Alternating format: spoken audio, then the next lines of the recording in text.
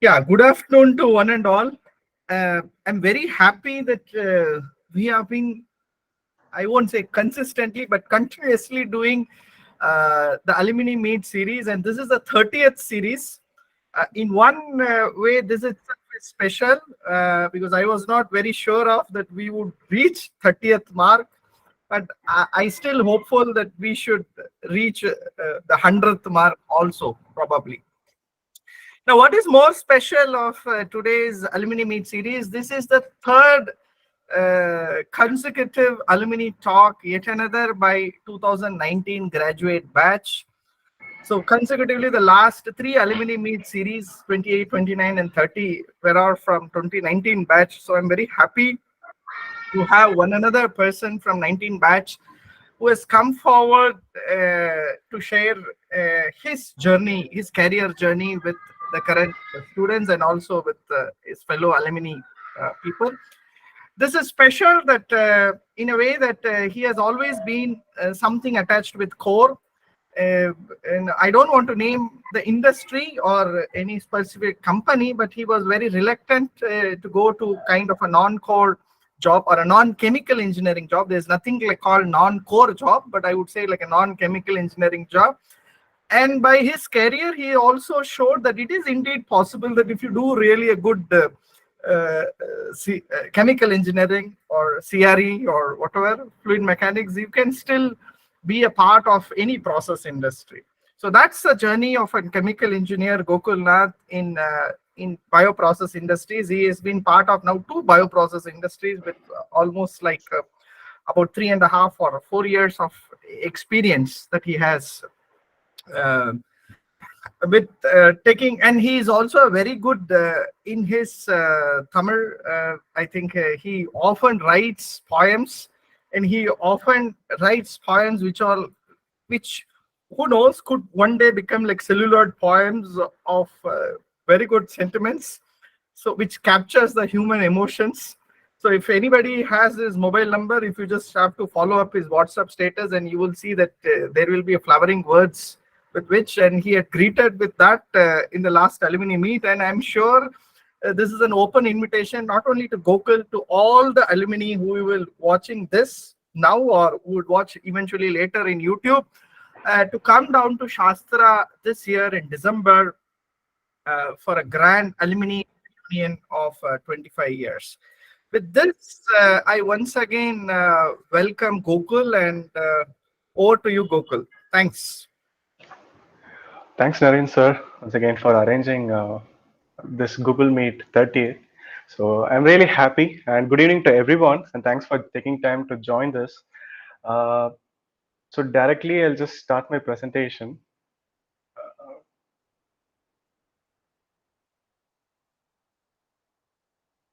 Yeah, you can share. Yes.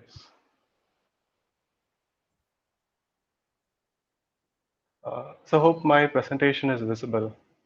It is yet to it is sharing. Okay. So is it visible now? Can someone confirm it? Yeah, no, it's useful. Oh, okay, It is thanks. visible. Yes. So starting with it, like I want to share basically my experience of in a bioprocess industry, a chemical engineer going into a bioprocess industry with no idea of what the industry is going to be like. So it is always challenging and interesting when you do not know like where exactly you're going to start with. And this is all about the introduction, which I just wanted to start with. In during my chemical engineering courses, I have done in-plant training in sugar industry, petrochemical, and a refinery. But the pharma and biopharma industry was never an option because we do not know how to approach the people for internship or what kind of learning we'll take from those industries. So it is always being a challenge for a chemical engineer to enter into a bioprocess industry, which sometimes we consider it to be irrelevant or there is a relevancy to make it very relevant. We do not have a good solid support that is required from those industry. I think we were, as Narinsa was mentioning, we were the second batch to enter into a bioprocess industry through campus placement, and that's how it all happened. And whenever we talk about core industry or a non-core like IT industry or things like that, we always compare certain things of to in order to weigh down of which will be better for a person's future.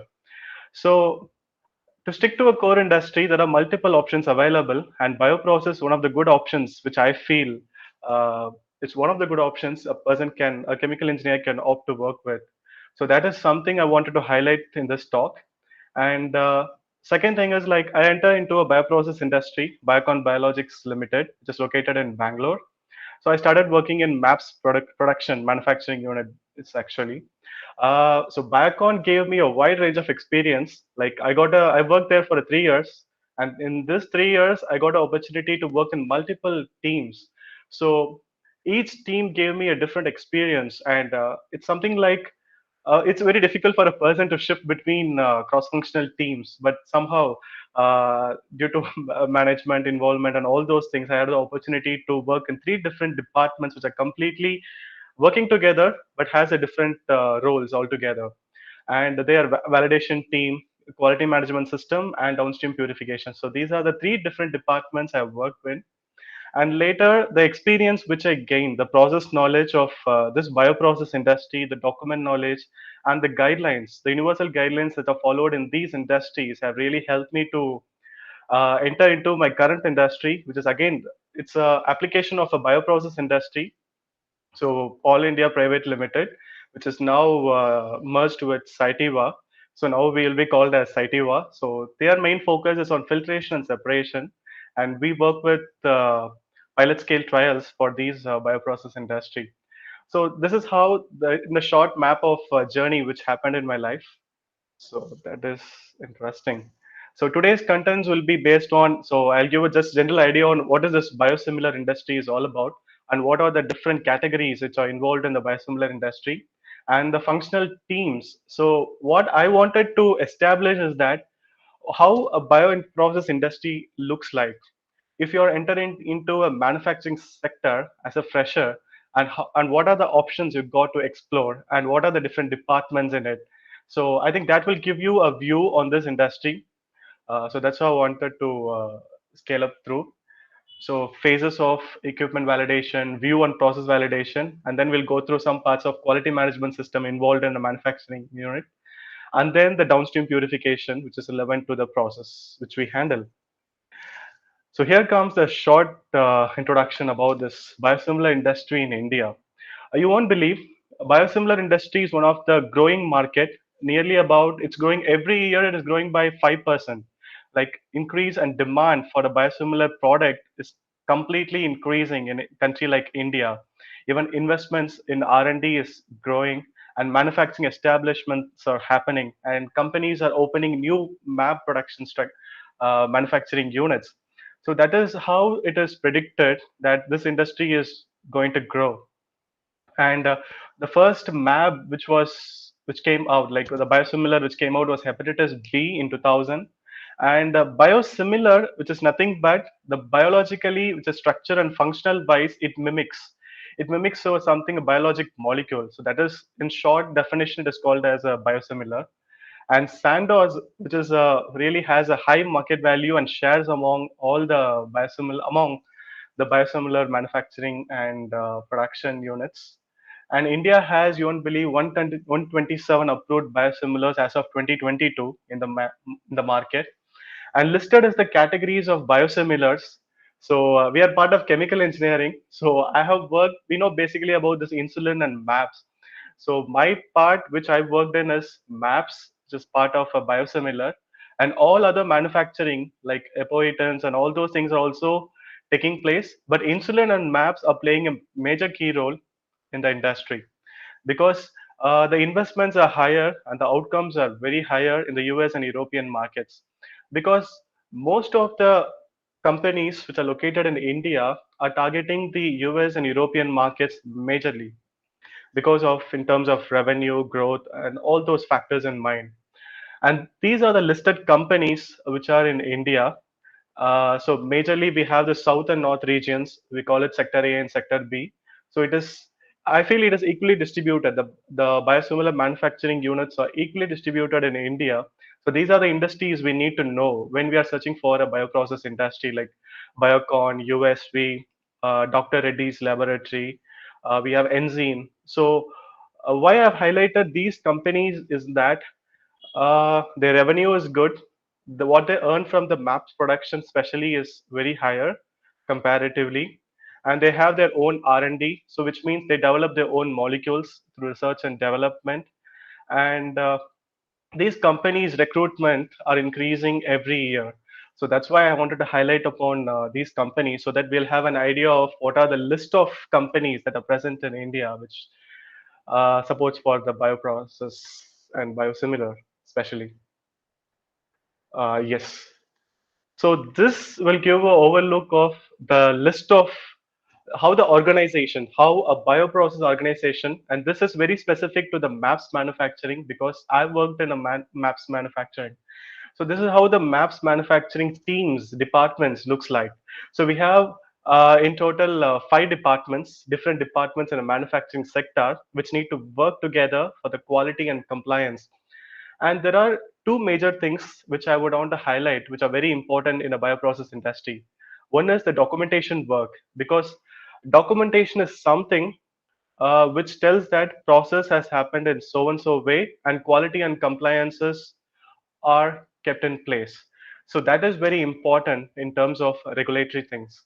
And second thing is how the manufacturing process is taking place, because the investments are higher. So in that way, the process need to be operated in an optimized manner. So there comes a responsibility of both biotech specialist and as well as engineering, chemical engineering specialist. So production has again a set of subdivision of departments that includes common stream, upstream production, downstream production. We have special as a special process engineering team and quality management system. So these 5 subdivisions of departments comes under production, and they take care of separate sector in the manufacturing unit. They have their separate roles and specifications which they take care. And next comes is the MSAT team, which is the material science and technology. Basically, we call them as the manufacturing R&D team. Next is the engineering maintenance, which is related to the instrumentation, mechanical maintenance, and all those they take care. Next is the quality control team, QC. So where they go for analytical and microbial analysis of the process parameters which they control, and they verify and helps the production to control those parameters within the limits specified by the guidelines of European or FDA. So quality assurance again plays a very critical role, because during the time of audit, only when manufacturing takes place and audit happens, in that times quality assurance plays a very major role, because they take care of the documentation process, which I said in the first. So again, they have a different department set as well. So engineering QA, in-process QA, corporate QA, and project QA. So these are different subdivisions. So as chemical engineer, so I want to touch on where we can share our inputs, like where we can work and develop ourselves. So production, when I started working in production, I was given the opportunity to work in validation. So that again comes under part of a common stream's responsibility. I was part of a common stream initially. So I was thinking, like, as a chemical engineer, what I'm going to learn in a bioprocess industry.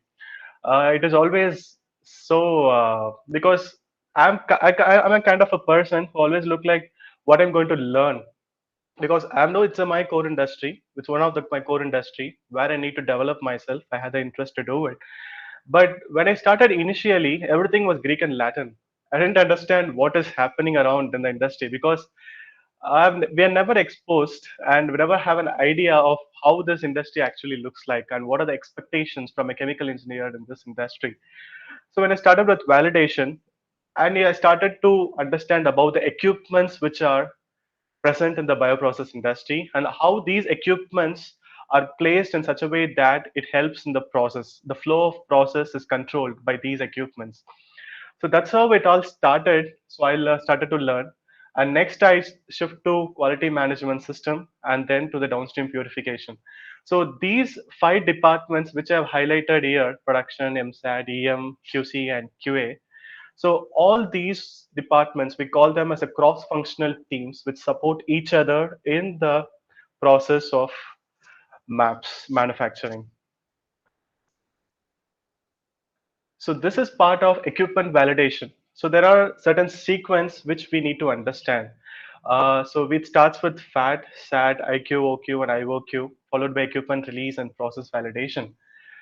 So what is all these things? So as a chemical engineer, we need to understand completely about an equipment, how it is operated, what are the parameters involved in it, what are the critical steps this equipment is going to handle, and how and what are the even to say what are the equipment parts which are critical in that equipment, that even sensors and how it is functional, the PNID of the equipment. So all these things are very critical in a bioprocess industry because in a mAbs manufacturing, which is a crore business, if an engineer is going to make a mistake, it's going to create a huge loss for the industry.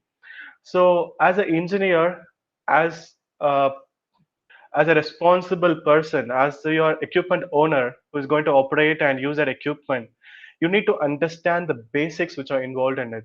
So the basics it starts from the validation, the equipment validation, because most of the manufacturing sectors are very established ones where some don't get the opportunity to work with validation. I understand that, but I was so lucky that I got the opportunity to perform equipment validation.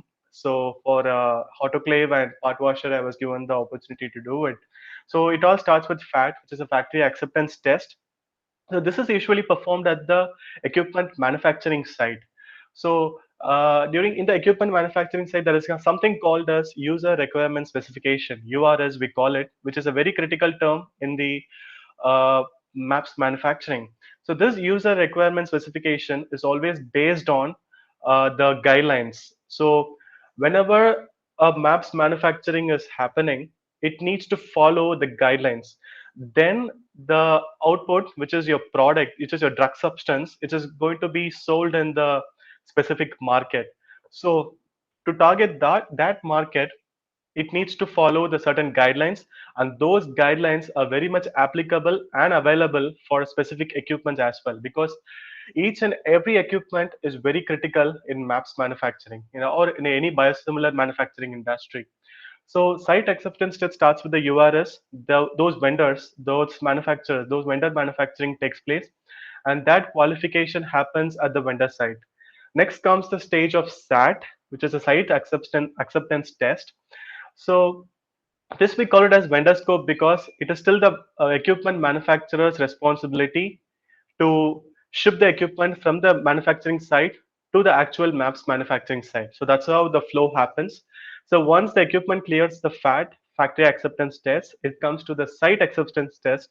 Again, installation takes place, utility connections, process line connections, everything takes place as part of the SAT, and verification of the documents.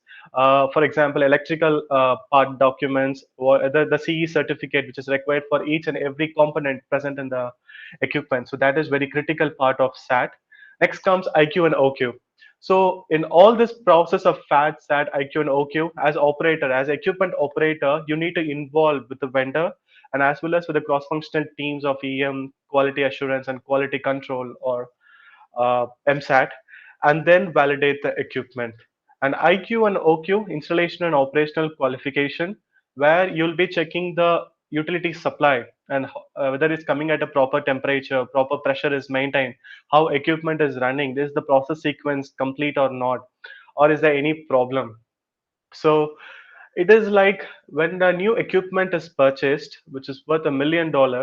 So it is very important whether it is validated properly or not, because whenever equipment goes for inspection by the auditors who are going to audit your facility, they always check these documents are in proper place or not, and how the validation has done. Is there any deviation, or is there any uh, uh, error or something that has happened during validation, and how those are handled during validation? What are the rectification, corrective actions, and all those are proposed. So equipment validation is something you can learn.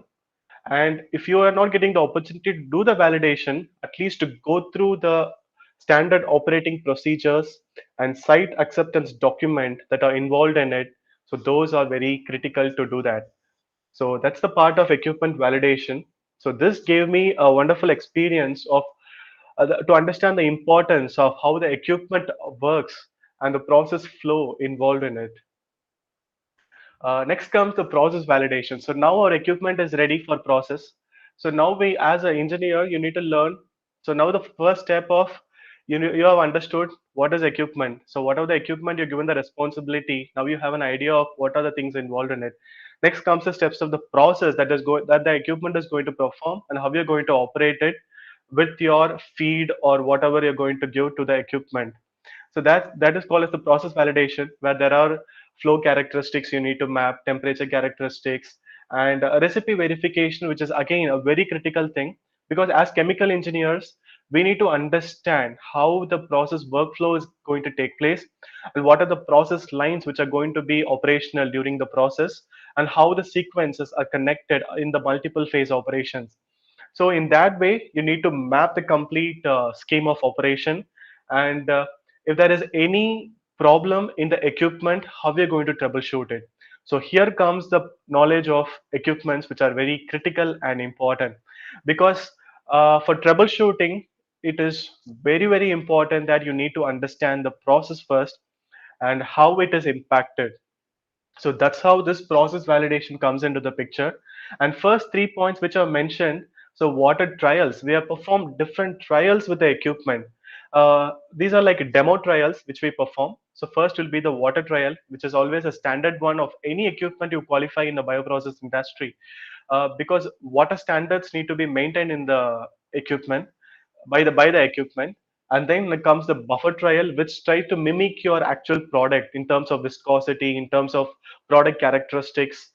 So all that need to be mimicked with the help of a buffer solution, which we take. And then comes the final product trial, which we apply to the equipment which is validated for the process usage. So this is how the flow happens. So first you validate it, and then comes the process validation, which is very critical one again. So next comes the QMS part, which I worked. So after working in the validation department and then doing all this activities of SAT, IQ, OQ, IOQ, and equipment release. So this I worked for a year. I think 1 year, 2 months. I worked in all these things. So my learning was like broad in the equipment validation part, because those standards, because engineering standards, you need to understand process and instrumentation diagram, which is again it was like a different experience of understanding, which is very critical, because a small error in instruments also leads to a process failure, and how you're going to troubleshoot with your engineering maintenance team is very critical part of those validation schemes. If there is any error occurs, how we are going to troubleshoot it, because I remember once temperature failure happened during mapping, because temperature mapping within a sterilized vessel, it needs to be constant, because it is a 2000-liter capacity vessel, which is a very huge volume, which nearly handles 10 cycles in a day. So in those equipments, to maintain the sterility for aseptic operations, which is very critical, and temperature mapping, where the temperature distribution was not uniform. And to troubleshoot it, it nearly took a day. And only when we have the understanding of how this equipment operates, what is the sequence, the valve closure and opening sequence, and the pressure control valves, like what is the percentage it opens, the percentage it closes, what is the pressure purging velocity. So all that we calculated. There was a lot of max which was involved, and later, like the dynamics of steam flow, we need to understand. So that all happens with the validation part. So next comes the QMS. So I worked. My second department was quality management system, uh, which really gave me an idea of how quality is very important in a bioprocess industry. So I won't say as, because quality management system can be handled by a person once who has a good process knowledge or a basic understanding of how the process of upstream, downstream, or common operations, even the facility. So those process need to have a complete understanding. Then you can handle a quality management system. So what this department does, and what as an engineer you can, what input or what learning you can have in QMS. So as I said, the process knowledge, which is very critical, because QMS handles the deviation. There are certain standard operating procedures, batch manufacturing, a record we call it. So whatever the process you need to perform, you'll be documenting it. When there is a deviation in the sense a mismatch, or uh, when some process flow is not happening as per the sequence, you should not continue with, because that is the huge restriction we have in a bioprocess industry. It is not like we need to free-handedly handle the process. It's not like that. There are certain set of procedures and operating rules that are involved in a bioprocess industry. These rules are well established during the initial phase of your qualification and initial phase of your trial runs which you perform. So those sequence need to be repeated without any deviation. And if deviation occurs, as a investigator, how you can troubleshoot it and what best alternative of solution that is going to last, that you need to propose to the manufacturing team. So this production QMS mainly takes care of the deviation which happens. So those deviations, you do not know in what way it is going to come. There may be a failure of pressure sensor, or there may be a failure of pressure drop, or temperature might not have achieved, or in a chromatography process where your residence time might have increased, or your resin might have got endotoxin contamination or bacterial contamination, which is never negligible in terms of auditor's point of view, because whenever this process deviation happen, it is equal to your contamination of your biosimilar batch, which is going to affect someone if this batch is going to be released. So in that way, as part of QMS, I understood the importance of the criticality. And there are investigation tools which are again helpful for you to investigate a process. So you'll be using a 5-way analysis or 6E analysis. So there are multiple factors which you go through and come up with the best remedy for the investigation that has happened. And next, you come up with the corrective and preventive action. And this is a major part where you need to put a mind, the engineering mind, which need to be applied into it, because whatever the corrective action you're proposing for a deviation that has happened, it need to be feasible and need to be doable, operator friendly, and it should be in such a way that the problem is completely avoided. So in that way, it is again very critical. And then you go through a change control and check how effective it is. So that's the major part of the QMS and the engineering contribution which can come from that department. And as an when a facility goes for audit or when a process goes for audit, so QMS plays again a very major role, because they are inputs for this deviation closures, and the inputs for the corrective actions are critical again. And this is the last department. So QMS, I worked for 7 months approximately. Yes. Next, I moved to my third department in Biocon. So that was my downstream purification. So again, this was the department which I badly wanted to work with. So my first validation or my QMS was like office, and as well as sometimes I'll be in the shop floor, like manufacturing. Inside the manufacturing area, but this is completely inside the our work will be completely inside the manufacturing area. You'll come and shift, and all those things happen in the downstream purification. So downstream purification process, or the downstream process, what we call it as DSP team. uh, DSP is like in the bioprocess, it comes after the upstream process. So you have your initial cell culture and then downstream purification, and then it product goes for your formulation, then it becomes a drug substance. And downstream plays a very critical role, because we play as engineer, we understand the terms of recovery, yield, and what are the contamination, cross contamination that can happen in a batch, and how to operate the equipment, how to operate a process. So these are the critical things that's happening in a downstream. So there are like various steps. Then, and this is the slide which I'm presenting is very specific to mAbs manufacturing. So there are very critical steps like chromatography, filtration, formulation, low pH virus inactivation, freeze thawing, and process buffer preparation. So these are the unit process and operations which are involved as part of downstream. So chromatography is again, we have come across, we have a basic idea of chromatography, but with respect to proteins which are involved in the mAbs manufacturing, and how the interactions of anion, cation, affinity interactions, and how these are taking place, we never have an idea over that. So that is something which was very challenging initially for me, because this downstream purification was completely new. And in our chemical engineering, we learnt about distillation, like all about the fluid mechanics, heat transfer, a shell and tube heat exchanger, but there was no equipment which were present as part of downstream purification, which is actually the process core for chemical engineers in bioprocess industry. So chromatography, I started learning basics of chromatography and what are the different mechanisms that are involved in a chromatography operation, and what are the different types of resin, because resins are nothing but the small beads which are present at a micrometer and nanometer scale, and how these resins are so costly, and how they're effective, because these resins are multiple use, and they comes to be a 550 cycles, 100 cycles, like each liter of resin. So, and the resin investments play like huge amount of money is involved only because of this resin procurement by the industry. And next comes the so different resin operations which takes place, as I said, anion exchange, AEX, we call it, and cation exchange, CEX, and the affinity process it takes place. Next comes my favorite one. So filtration was my favorite one in the downstream process, because we, in terms of mass transfer, we learned about this recovery and filtration operation which takes place.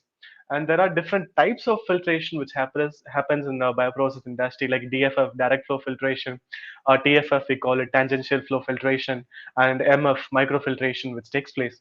And these three different types are very specific to the application, and the place where we apply this filtration in the manufacturing process flow plays a major role.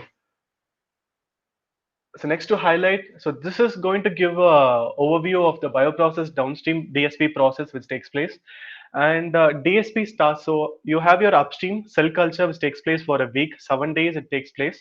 And once the harvest, we call it as a harvest, once your harvest is done, your product now will be handed over to the downstream process. The downstream process starts with clarification, where you have centrifugation and defiltration. So basically, this operation is to remove the cell debris and all other impurities that are involved, like molecular and insoluble impurities, which can be removed by these filters, and centrifugation operation, which takes place based on the density of the molecule, where your product gets separated and your cell debris and cell components, all those will be separated in clarification process. And next comes the affinity chromatography, which is a very important yielding step, because whatever the protein you're going to recover from the harvested cell culture is going to be captured by the protein A resin which is present. And next comes the viral inactivation, because virus contamination is not allowed in bioprocess industry, because virus contamination is something that need to be taken care, and something that we call it as LRV, log reduction value, that need to be attained. So we perform a viral inactivation, and then this we call it as a polishing step.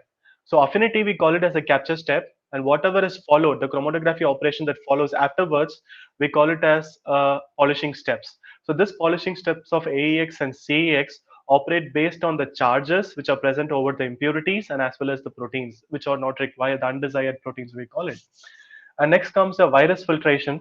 Virus filtration is again one of the very critical process, I would say, because uh, whenever a batch release happens, it is always the first point which will be checked by the auditors is the log detection value of virus which has happened or not, because uh, it is very important as such.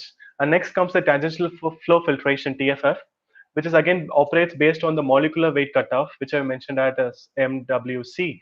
So tangential flow filtration, again, you need to handle over the concentration of the product, and because you'll be performing a batch at a scale of 2000 liters, sometimes 6,000 liters, which is a very huge volume, and you need to reduce that volume to, I would say, 2 liters, 5 liters.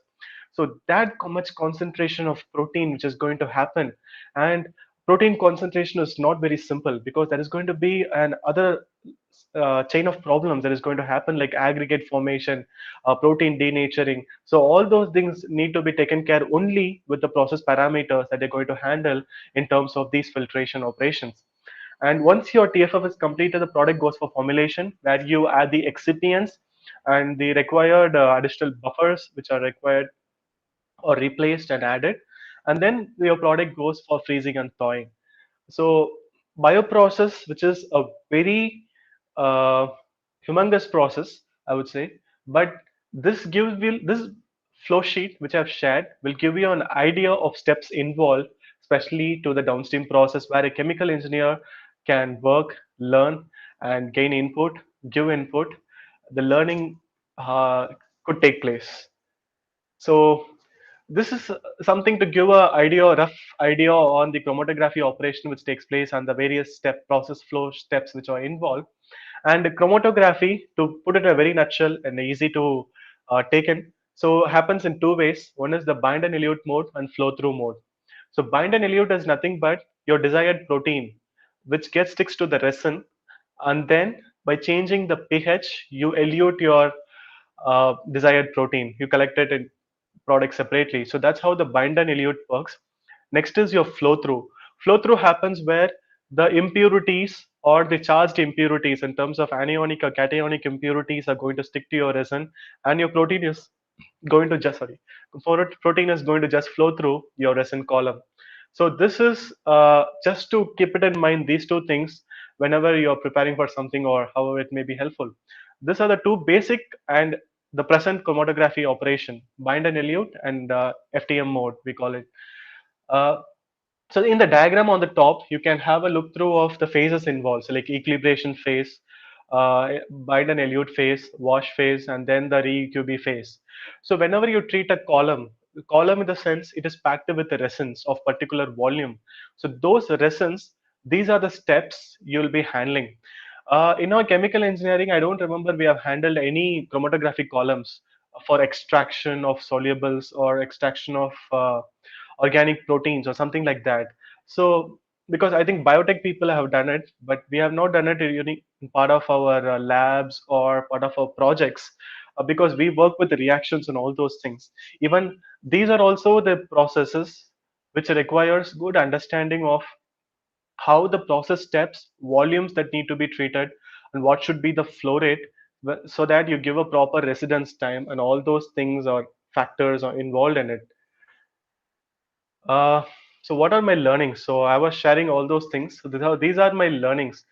Working in manufacturing, at initially it was, I would say it was difficult, but later, since I was very interested to understand and to validate the equipment, to learning and working with the teams, because we'll be working the 8 hours is a shift time, but we'll be working for 10 hours, 12 hours.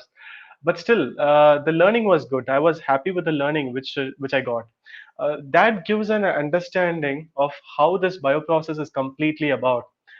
So I think now I'm coming to my last slide. So thank you so much. I think I've tried to cover uh, of. I think now it would have given an idea. I know it's a very huge process, and there is each step has its own uniqueness and pivotal points which are involved in it. But the gist of idea which you can carry it and have an idea over what this industry is all about. So I hope I have delivered that to you, and in that way I'll be happy if it was good. So thank you so much for everyone for listening to me. Hope it was helpful. Thank you. So over to any questions or clarifications or whatever you wanted to ask about the bioprocess industry. Hope I'll be able to answer it. Yes, Gokul, thank you. Thank you, sir. So that was indeed a very technical alumni meet. Huh? Uh, yes. So hope I tried to Yes. give in terms of Yeah. chemical So engineering point that's of good. view. So let people now think technically to post a query. So till they post a query, so I would just welcome anybody. If you have a query or a feedback, you can just put it in the chat and just write your name and the batch so that Gokul can read it and then understand also. So you want to, I mean, you can come back to the main screen. You can unshare also, so we can directly have the discussions if that's fine. Sure, sure. Now, before Stop they going. post the, yeah, good. Right. Yeah, you can even turn on the mic and Sure, ask. Abhishek. Yes. Yeah. Hello, Anna. This is Abhishek from third year chemical engineering. Hey, hi, Abhishek. Yes. Anna, as you mentioned about the tangential flow filtration in the process that you are using in downstream, right? Yes. So, how do you address the challenges that is related to the fouling and concentration, polarization, and stress related, I mean, shear stress related problems in the filtrations? Oh, that's good, really. Third year, you have an idea about TFF and shear stress challenges and everything. That's really good. Thanks, Abhishek, for the question. So, TFF, there are critical parameters which the operation takes place through what we call it as a TMP, which is a transmembrane pressure, which is a critical. And second critical parameter which we operate is cross flow rate. So, these are the two things because with something, as I mentioned in my slide, molecular weight cutoff. So this cutoff value of, we call it as 30 kilodalton, 100 kilodalton, or 10 kilodalton, even 1 kilodalton is available. So based on the molecular weight cutoff value, your membrane strength is impacted by TMP and CFR. In order not to foul your membrane or completely choke or block your membrane, you need to operate between, we'll be operating between these two parameters. And there is process involved something called as optimization, which we do. And as you said, the terminology to reduce the shear stress, we call it as a gel polarization. So gel polarization is nothing but there is a gel layer formation of the product takes place over the membrane, so that needs to be avoided and that need to be taken control in terms of TFF. And when talking about shear stress, and shear stress is again a parameter which will affect your protein, because once shear stress is higher, your protein is going to denature. And also shear stress happens because of your pump operation which takes place mainly in TFF. So to reduce the pump operation, like pump capacity, not capacity, I would say, flow rate, basically that is the flow rate which we operate. So again, CFR comes into the picture and TMP. Your TMP and CFR, it needs to be in such a range that the shear stress is controlled, and also you are not going to foul your membrane. So that's how we operate this TFF especially. And if you go through the basic operation of TFF, and that will give you a good idea on how to control these two parameters through pressure and as well as with flow rate. Hope I answered your question. Yeah, I have one more question. Yes. As you said that it's an initial batch of 2000 liters where you will be concentrating to 2 to 3 liters of protein, right? So Yes. if your objective is to increase that product final volume of the product to 2 to 5 liters or 6 liters, what are all the measures that you will be taking, or how will you increase the final volume of the product from 2 to 5 liters? Is there any steps that you have taken, or You're asking about the reduce of like concentration of no, volume or if your objective is to increase the volume of the product from 2 liters to 5 liters, I mean okay, the final protein amount. okay.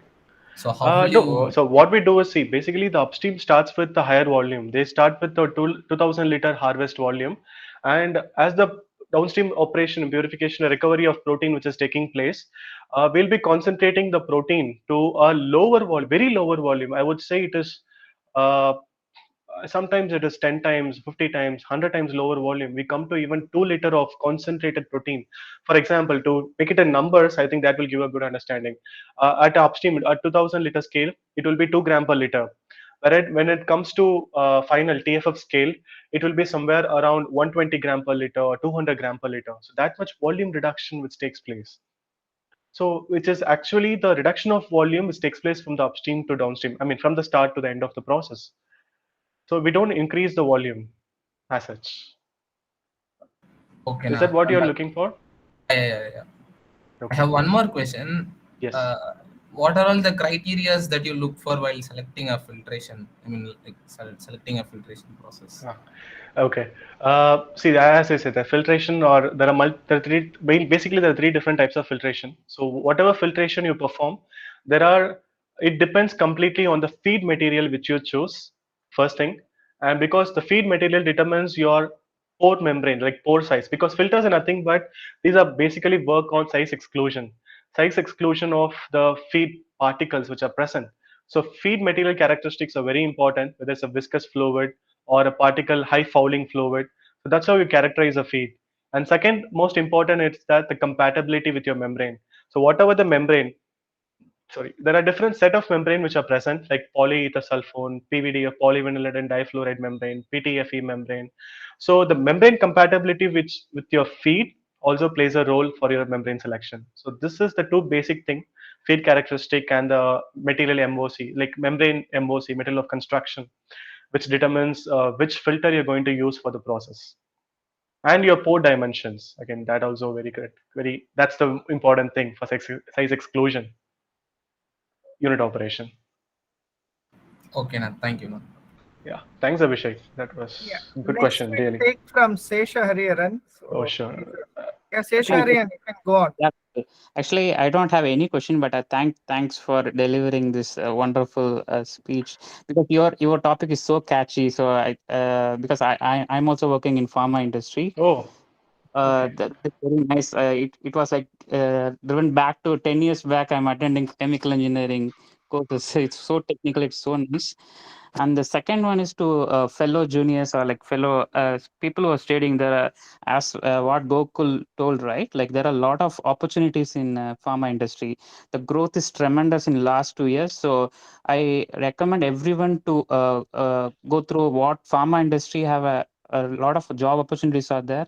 And after COVID, there are a lot of booming in pharma industries there. So basically, I'm working in project management in Hmm. pharma industry.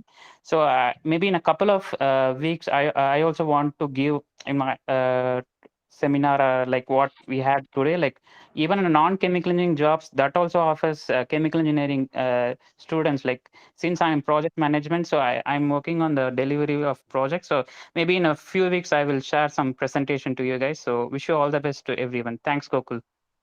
Thanks, Shashana. Seriously, I mean, it's really good to know that you're also part of pharma industry. I didn't know it. Sorry, Yeah, that's your but topic is that's so the thing. so like important. Thank you so Yeah. much. Thanks. So that means that's nice. I also have Ah, another very senior alumni going to Grace, and I think he was very humble enough. He didn't tell that he is also holds a master's degree oh, So I did masters in chemical engineering and National from. University of Singapore, but Yeah. eventually I thought of doing project management. That's due to my health condition, all those That's stuff. I want to do a delivery in a bigger, and like I want to be a project manager and to deliver the new molecules in the market. That's oh, my goal. Yeah, it's and good. my message of just asking to speak this is very simple. He holds a master's from NUS, and then there's a common notion that if you study masters, you will just go into academia and something like that. No, here is a case, a clear case of a person who has done eventually masters and isn't there in the process industry in process management. So that means masters does not just gives room to only academics. Even industries can do absorb masters, and we need people in project process management with master's degree also, right? Thank you. Yes, thank you. Yeah, Okay, the there is, next is from Naren. Oh, that is yes. not my name. Okay, Naren Raghavendra, yes. So he has posted a question in the chat box. So Naren wants to know about the buffer solutions which we prepare during for our process usage. Uh, so what are the buffer application and examples of buffer he wants to know? Uh, Thanks, Naren, for the question. So buffers, so buffer actually plays your again everything plays a major role. Again, buffer also is very important because the concentration of the buffer, the pH of the buffer is very important, and the composition of whatever you call it, because buffers are generally salts. So these salts of various composition like NaCl. So NaCl is the base medium buffer which we use for the operation for equilibration of the resin columns or for the recovery steps which we perform. And the concentration of buffer, as I said, is also an important factor because with respect to proteins, when you are operating with the in mAbs, when you are operating with proteins, there is one important critical parameter called the isoelectric point, uh, where your protein's isoelectric point gets changed based on your pH. So your pH is going to affect the charge on the protein, whether it's going to get a negative charge or a positive charge based on the pH point, the isoelectric point. So this buffers play a major role to determine the isoelectric point of a protein, and that's how you play with it to change your protein's charge and helps in the elution process which takes place with respect to the chromatography columns. So that is the usage of the buffers. And another buff, like cleaning buffers, also we have like sodium hydroxide, nitric acid in lower HCl, in very less concentrated, like 0.1% or 1% concentrated acids we use for cleaning. So those kind of sodium hydroxide and these acids which I mentioned are helpful in the CIP, we call it cleaning in place. So again, this is very important for, because these are multi-use equipments which we use in a bioprocess industry. So cleaning of these equipments and the process flows and the terminal velocities which are involved in it are very critical, and the back pressure which are going to maintain in the system for the proper cleaning. So buffer concentration plays a major role in that. And the example of those buffer, so that's how it is used in the process. These buffers are used, and the compositions. See, there are like I would say there are, for a molecule, for manufacturing of a single molecule, there are specific buffers are involved, and there will be around 30 to 35 buffers which are involved that will be prepared in a quantity of 500 liter, 1000 liter for a batch. So it's not possible to tell a complete list. So just have an idea. So this is how the buffers are used in the process. Hope that's give a view on the buffer, because it's again there are multiple aspects are involved in it. Hope Naren, that has given you an idea over the buffers which we use. Yeah, no, thank you. Yeah. Okay, thanks Naren. Next is from Sashank Raman J. Hi Sashank. So your question is on the continuous production. Identify and resolve it. Sashank, could you please help me on what is this inferior production of inferior product in the terms of, like, I'm not getting the exact ideology on that. Could you please help me on that of what is the inferior product which you have mentioned in terms of which you're looking for? Continuous production of inferior products. Undesirable product. Okay, I got it. So yeah, so when we go for a upstream manufacturing, right? So whenever cell culture harvest takes place, there will be a desired protein, there will be an undesired protein, which we can easily call it as, or some insolubles which are involved, or host cell proteins and cell DNA which are present. So these are all, we call it as undesired, to opposite to our desired protein, desired mAb protein, which we can just keep it specific. So this we that's what we're trying to avoid in each step. So that again starts with your defiltration. Again, as I said, in the clarification process, you'll be removing the cell debris which are not at all required after your process. And then the affinity, right? So affinity, which I mentioned, affinity chromatography, the binder, the affinity chromatography, where your desired proteins are alone captured and then you elute it. Like, so the undesired levels you need to reduce at each level. So this is where the QC is involved. So QC will start to analyze the HCP, the host cell proteins, the DNA which is not regular, the host cell DNA, which is HCDNA we call it, that is present, and what is the level of high molecular weight proteins, which are again undesired, we call it in terms of undesired, and what are the other undesireds like insolubles which are present, endotoxin level, microbial level. So all these are, like, as you specify, these are inferiors or undesired, we can term it as. So undesires are reduced at each and every step, even in terms of polishing steps of chromatography. So that's the basically that is our target in terms of downstream purification. You are going to concentrate only your desired protein, avoiding all these inferior or undesired components present in the batch. Hope that's what you're looking for, Shashank. Yeah, thanks. No. Yeah, sure. Thanks, Shashank, for the question. I think. Right. So if there are any other questions and somebody wants to ask, you can just say the text or unmute and ask. And in the meantime, if they think, I just want to ask Gokul, so what should be an attribute of a person who is supposed to join an industry? I mean, suppose if you are now coming down to recruit, what you will see in the graduating batch? Okay. So yes, so it all started with how I entered through campus placement to this industry. Uh, First, what they expect, what the industry expects from a chemical engineer. So we need to be very strong in our the process calculation. It all starts from there.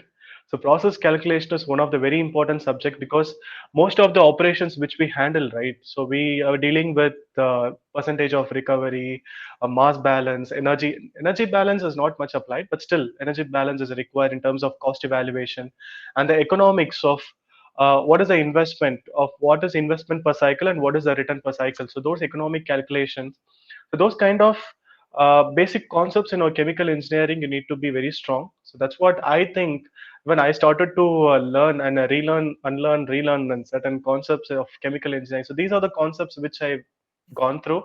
And transport phenomena, like not much into calculation, but transport phenomena, like how it is impacting through each steps and how the different operations are involved through transport phenomena. So that will give you an idea to over this chromatography operations as well. And filtration is again completely over through the mass transfer. So mass transfer and particle mechanics, which we study in chemical engineering. And yes, so energy balance also very important. So that's what is expected from a chemical engineering candidate, and how he is good in understanding of this process dynamics and the process instrumentation diagram. Again, you need to understand what are the valves, different types of valves, gasket, and material of constructions. So these are the important things as part of chemical engineering person needs to know when you are sitting for bioprocess But placements. this is all is the knowledge part, right? Like Okay. whatever you have spoken is the knowledge part of an Yes. prospective graduate. What about the value attributes or the attitude part of the graduates that you wish to recruit? So could you simplify the question? I'm not I'm getting. saying this is all is the knowledge part, but what Yes. about the value proposition? What about the attitude? What kind of attitude you look in for an Okay. individual? Okay. I got it. Sir. Sorry. Got it. Uh, uh, so after completion of your our BTech, right? So you'll be expecting uh, like manufacturing is really challenging because you need to ready to work in shifts. Shift A shift, B shift, and night shifts will be there. And since the process of manufacturing takes place continuously, you need to physically prepare and mentally prepare to handle those shifts. And is the candidate is ready to work in shifts or not? We need to be very flexible because initial period of time as manufacturing is going to be challenging in this way, and the coordination with the team and the communication skill is very important because sometimes we'll be in a position to assign tasks to fellow mates or colleagues, or sometimes we need to transfer information, carry over information to our superiors, and how we are going to do it. Is a candidate good so those kind of communication skills we need to have. And third thing is the, as I said, the work allotments which you do, because in the bioprocess, in a GMP facility, good manufacturing practice facility, it is always important because the cleaning and everything will be handled by a person. You need to make them understand and give instructions to them. So does this person have all these attributes? So that is what is expected from a candidate.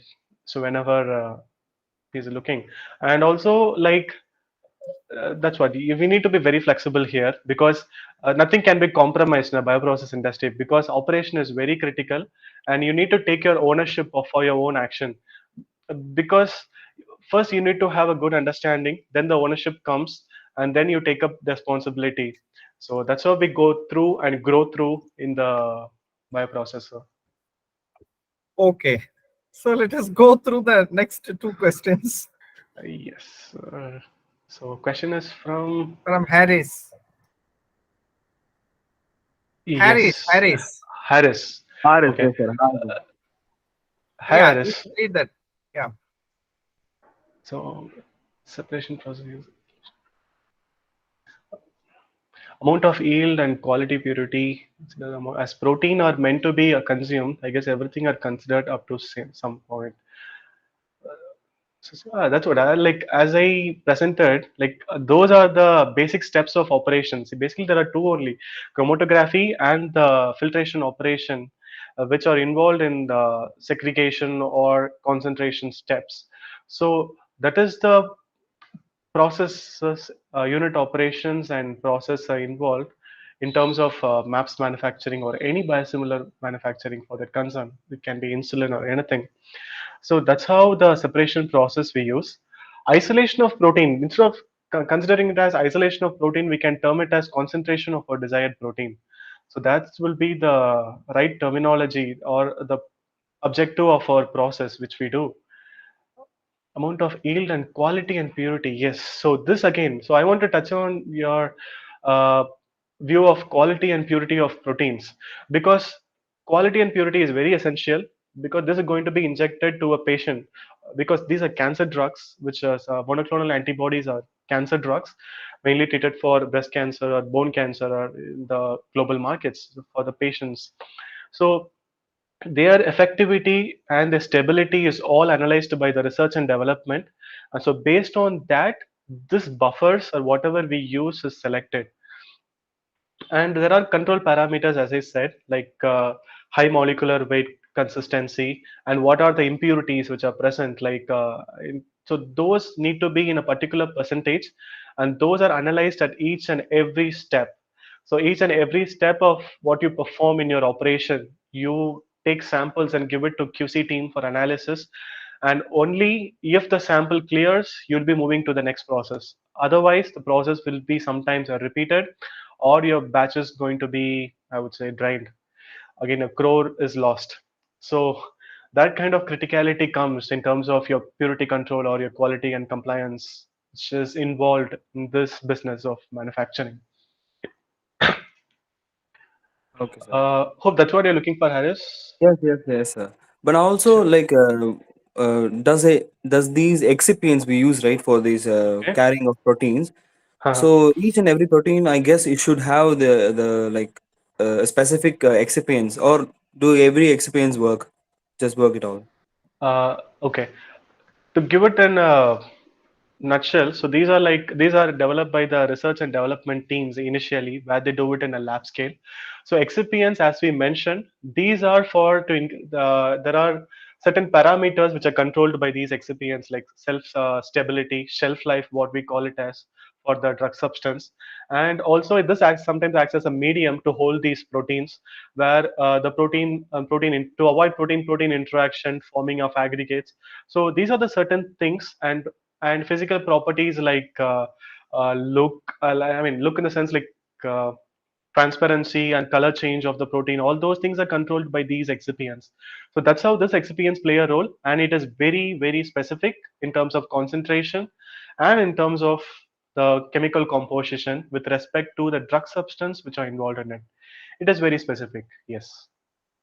Gokul, sorry for the interruption. Can I add uh, one more point to sure sure Harry's? sure sure no. So it won't all the excipient it won't work for. It depends on what drug substance you are putting it. So it will because as Gokul told, like the instability shelf life specification, there may be impurity generation. So it will be fixed as per the pharmacopoeia what it is mentioned. Like for each drug substance, specific excipients will work. It is not common. Thanks, Gokul.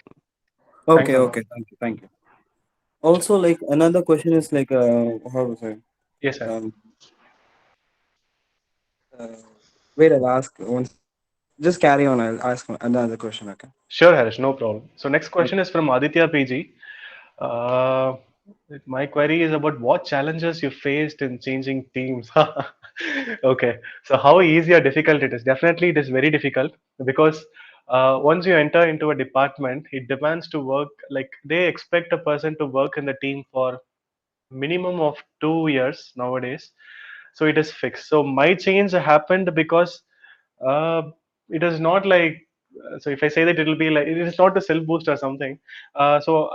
They understood, because I kept asking them, and they understood the interest of what I wanted to learn. Because staying in one team, sometimes I feel I was saturated, because monotonity is something which follows you in manufacturing, but once you get the interest, you'll keep working in that department, so that you face challenges every day, different problems, and you start handling it. You become the master of it. You become the expert of the particular unit operation or process. So it is difficult, I would say, but rather, if you have the interest and if you show that you're interested to work and learn in those cross functional teams as well, definitely they will consider, and they have considered my request, because I have made multiple requests, and it has impacted a lot in my career, in terms of my performance rating, in terms of my bonus and all these things, like uh, year end performance bonus and all these things. But I was focused completely on the learning which I'm going to take up, so I never compromised on that. So that's how, yes, it is difficult, but still, your interest should be shown, and definitely they'll be able to help out. And the if you reach out to the higher management, they'll be always ready to transfer to other departments. There is no doubt in that, Adi. Thank you, Anna. Thanks, Next Adi. is So next Anirudh. question is, Is this your yo, batch, right? I am not sure. yes, I think I it's Anirudh of my batch, Anirudh Balasubramanian. Hi Anirudh, thanks for your question first. So how did you manage your rotational shift, especially with the tedious nature of work in the biopharma industry? Yes. So rotational shifts, we need to, as I said, mentally and physically, we need to be adaptable, because your sleep pattern gets changed, your your biocycle gets changed. So uh, we need to understand and compromise on certain things, but yet that comes up with a good result, where if you focuses on learning for something, I think definitely we can cope up with that. Again, rotation shift is something people nowadays, I would say, afraid of working in shifts, because they don't because that flexibility and coming out of your comfort zone is demanded in the manufacturing industry, from a person, any manufacturing industry for that matter. You'll be put in shifts, but after a certain period of your career, uh, once we start learning and once development takes place, you can switch over. And there are, once you become the process expert, there are different teams, as we mentioned, like quality assurance or something. So those are like, only you'll come in general shift, like during office hours. So those transition can take place. And also some people are very much interested. Even now I love to work in shifts, because shift challenges are completely different, and the coordination, and which keeps you occupied and which keeps you engaged. So that is what is something I look for in shifts, the team building which takes place. It is not like, because you can structure your career so based on which flow path you choose. Because now I'm working in a place, after 3 years of after working in manufacturing sector, now I moved to a place where I work in office hours, performing trials to customers, and all these things are happening in my current role. So switchover is possible, but some people like it and they enjoy continuing doing the manufacturing work, which is interesting to them each and every day. So that's how it operates, Anirudh.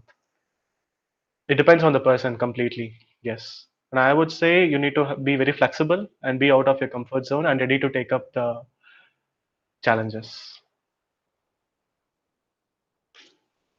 Next is from Shivani Venkatesan, 2024 batch. Okay. I really okay. Thank you, Shivani. Okay. I would like to know the topic of your final semester project and share your experience about it. Oh, okay. So thank you, Shivani, for asking this. So my final year project was based on using an organic molecule for dye degradation. So which I wanted to take it for a industrial real time industrial application.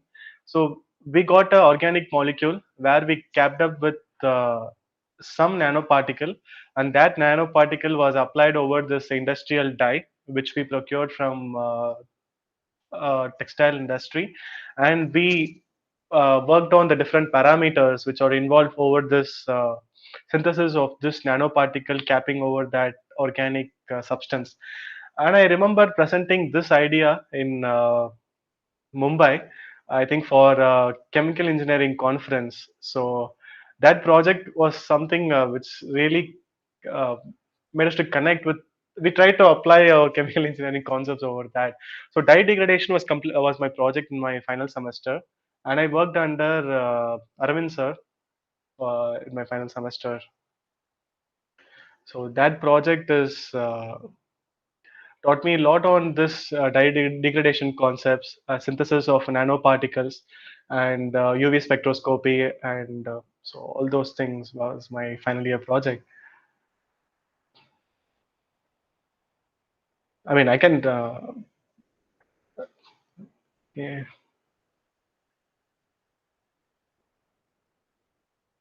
yes. Yeah. So So, so I should add with that as a final year project. Even their batch also had the mini project, and they had a voluminous data. That was the comment that was given to ye- them. They were yes. very patient to generate. So the trait of Gokul was visible. Whomsoever has reviewed the project also at that time, that Gokul will daily generate some data points, and it has in long, I mean, kind of test tubes, and he has to do calorimetry to find the sample degradation, keep it in the sun shade, something he has to keep it in the outside sun and everything. So it, Photosynthesis, yes. photosynthesis, Photolytic. loads and loads of data. So which was evident that he is always very patient. Yes, that project was very interesting, sir. Like I enjoyed doing that with my teammate Ajay and Arvind sir. Yes, it was a very interesting one because mini project and finally a final phase of project we did for a year. So we are able to generate a lot of data, and the analytical results were very much interesting because those gave uh, different results every time. It's not the same. So that's how the learning from project which I got. So there is again question from Harris. Okay.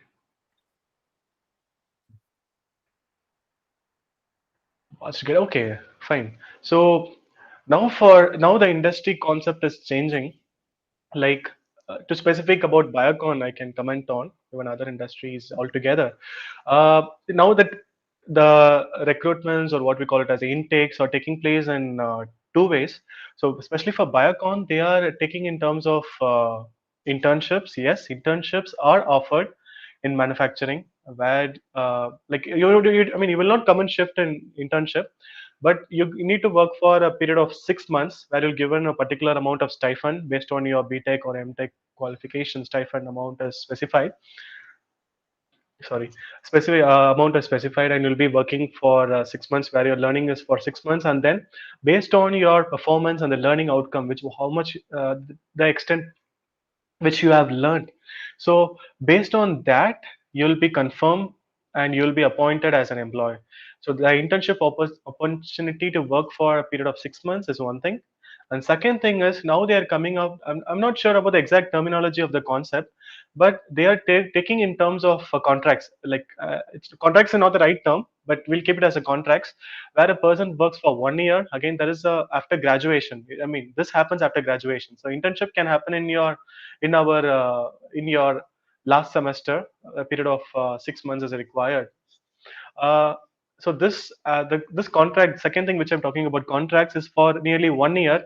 Then now so many people after graduation from BTech of biotech or chemical engineering or bioprocess engineering, people started joining in this kind of things. So in this contracts you'll be working because you'll be given the responsibility for signatures and everything you can do with the in the batch manufacturing record, and you'll be actually an employee but you're not an employee. So you'll be taking up the role of an employee. You'll be doing all the activities that an employee does in the industry, and all the responsibilities comes to you as well. And after 1 year, again based on your performance and learning, you'll be appointed as an employee of that organization. That is second thing. And third thing is, especially for Biocon, they have something called as the Biocon Academy. So Biocon Academy, where some courses are offered, I think it's all paid course where they'll be for 6 months or 1 year. So based on that, you'll have an understanding of the complete what the Biocon does, a different department does.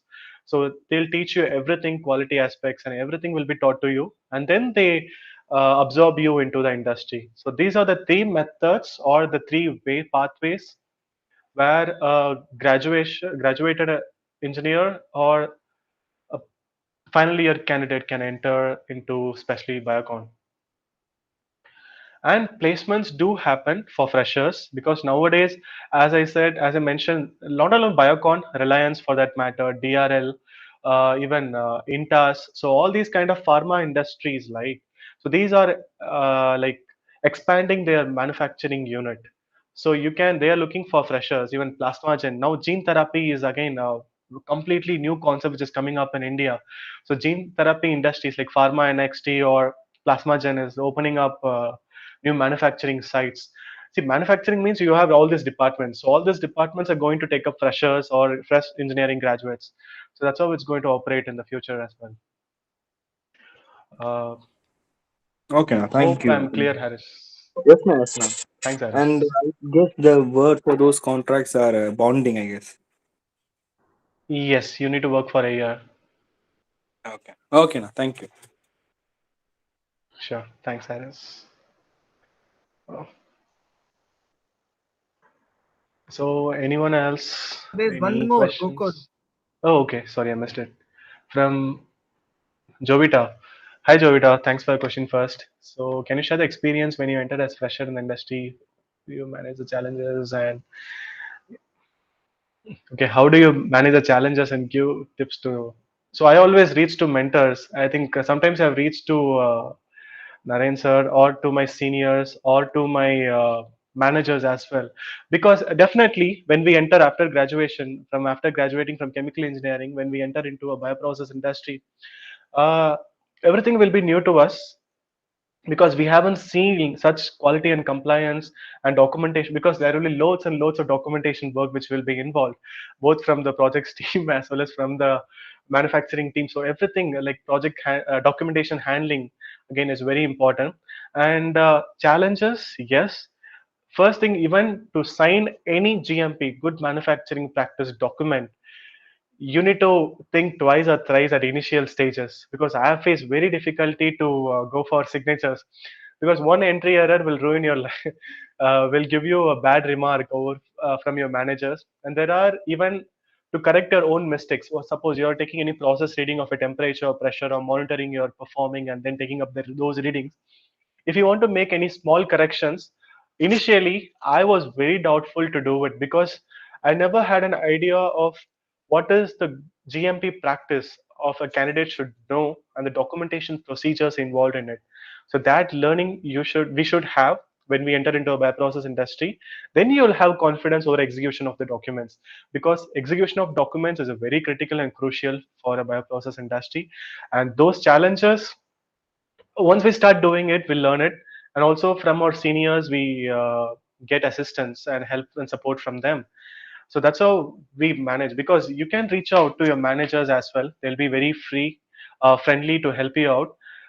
Again, to be very frank, there will be some kind of every industry it exists, the politics which are involved in it, and some try to corner us. Yes, but we need to face it. That's a manufacturing challenge, and that's how we have to strengthen ourselves, have a good learning, and whatever we learn and whatever we execute, we need to be confident on that. So that's why we need to face the challenges in the manufacturing sector, especially. Hope I'm clear on that, There is one Jovita. more. Okay, one more question from Priyadashini, 2024 batch. Okay, want to work in. Okay. To be very frank, no. I wanted as I mentioned, my internships and everything was around getting into a refinery or working for PS public units, public sectors, or for any primary or secondary chemical manufacturing industry. Biopharma, I wanted to try it because I know how this, based on my implant training and based on my experience of going to these industries, I had an understanding, like for myself, I had an understanding of how this industry operates. But when I got the opportunity to campus placement from Biocon, for fortunate enough for that, so I wanted to try it, like, because that is completely new. Like nobody told us any idea on how how this industry is going to look like, or how this industry works. So that's how I got the curiosity, and I asked to my mentor like, which industry, or shall I wait for my like, shall I try for other like refinery or whatever chemical industries. But later I had the enthusiasm, I had that interest to, okay, let me explore this industry because it is very unknown. It is very minimal uh, explored. So that's why the interest started in me for this industry. And also the cause and the outcome of this industry, which are the drug substances, are going to be used by the patients, the required patients for the treatment. So that kind of responsibility I considered while entering into this industry. So that's how the interest sparked in me. Thank you so much, Noah. Thank you for that. And I have one more doubt. That is, like, if further, if you Please. wanted to go on and study more, like, would you do that more and more in the like field of bioprocessing, or just like into more and more of chemical engineering scope, or it would be more related to the bioprocess stream because now you have experienced it more. So, like, if you Yes. wanted to So I study think more you are coming into regarding the that. point of domains, right? Yeah, right. Okay. So yes. So once you enter into a bioprocess industry, you're entering into a complete specific domain. And in this domain, again, you have multiple options like to list it down, small molecules, large molecules, mAbs. Again, as I mentioned in my slides, we have five different types of biosimilar manufacturing industries. Sorry. And then you have gene therapy, cell therapy, gene therapy, plasma. So the list of operating pharma or biopharma industries, API industries are very huge, and the process involves are completely different. So once we enter into this domain of pharma, so we're going to explore. There are multiple options to explore, and once you have an understanding of the unit operations which you're handling, whether it can be chromatography or it can be filtration which you're handling. So based on that, also career path can be chosen. Because now I am in an industry of filtration and separation, which is application based industry, and I have chosen this based on my process experience because filtration is something I liked it. So I have now navigated my path. Now I'm still in a bioprocess domain. Like my domain is a bioprocess industry. So I'm now part of application based on bioprocess. So that's how we'll be shifting in the bioprocess sector. The scope of chemical engineering, it depends on how we apply it. So that's how what I think. It can be a different view for anyone, but that's how I think. So yes, the domain is So, huge. You can explore a so, lot there. so Anna, the switching streams does not matter actually. Like, being as a chemical engineering, going into the bioprocess, like understanding the unit operations over there and adapting to it, and from there, if you are again going to go to some other industry also, if you are actually well enough with what is basically happening over there, so that would be enough to handle it. Yes, but one thing is very sure. The switching between, suppose you wanted to go for a petrochemical industry from a bioprocess industry, as a fresher, it is possible. Within a year or two, you can shift. But once you become a process expert or when you become a master of the process, then I don't, even now, I don't feel like shifting because uh, I started my interest, I started my learning here. So I'm developing over that because that's what I'm saying. The learning is never going to stop in the domain which you choose. We need to keep exploring because new things are coming up in the market, new demands are coming, new industries are opening up, new technology is developing in the bioprocess. So we need to keep learning. Otherwise, like, yeah. So there is a lot to explore. That's what is important. You need not Okay, think that you will okay, get saturated at a point. So there is a lot. right. Yes. So we are already Okay. at 8:30. So we'll Yes. take one last question from Aishwarya, and Aishwarya. that we will end. Okay, Aishwarya's question is thanks, Aishwarya, for the question. I don't have an idea what to do in now. Third year, can you still find out what field we are interested after this? So, selecting field of interest, and so you will get to know only when we explore. So, like going through the industry for visits or for trainings and all those things, we'll get an understanding of what is this industry is all about. So that is the choosing of a career starts from there. So we'll be doing projects and everything, and academic things will be going on. But when we start to visit the industries, right, in terms of internship or whatever, so that's how it all starts with, and that will give you an idea, and you can judge for yourself. You can understand for yourself what is my like, which I don't like, and how we are going to streamline my career.